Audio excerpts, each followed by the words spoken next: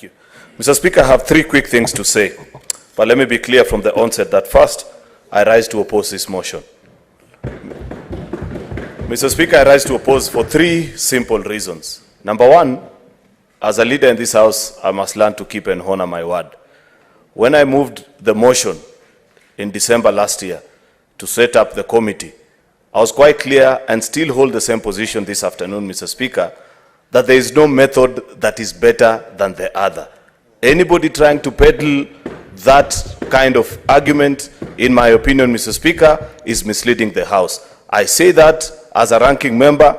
I have participated in both plenary and committee impeachment hearings. And I can tell you without a doubt, Mr. Speaker, that both processes are fair, they are sound, they have a good legal basis, and they deliver the best result for the specific county that is before the House. Therefore, Mr. Speaker, when I moved that afternoon, I promised the House that at the next time we get such an opportunity, it will be my proposal that we go the plenary way. And therefore, this afternoon, Mr. Speaker, I want to propose that the House goes the plenary way so that we listen, all of us, sit here calmly and understand what is the issue with Meru. Second thing, Mr. Speaker, is that we need a cleanup of our laws. Perhaps members are wondering, how is it that we found ourselves in this situation?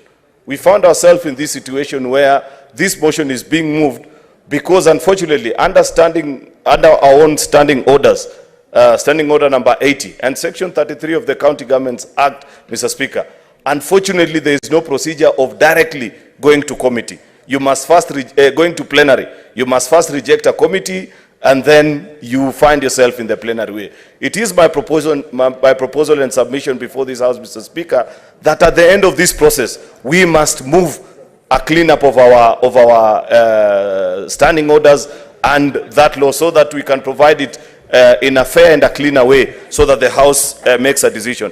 Just like, finally, Mr. Speaker, the decision of the committee, unfortunately, if they choose to absolve the governors of the blame, that is the end of that particular process. That is something that we must review, Mr. Speaker, eventually when you are done with this process, so that the House can have a footing and a final say on such matters from start to finish, so that eventually all the 47 delegations of this House gather and make a decision. Finally, Mr. Speaker, I want to plead with our colleagues, even if you're pursuing a particular interest, don't be unfair on the House. Don't cast aspersions to the House and believe that for whatever reason, members will suddenly not reason.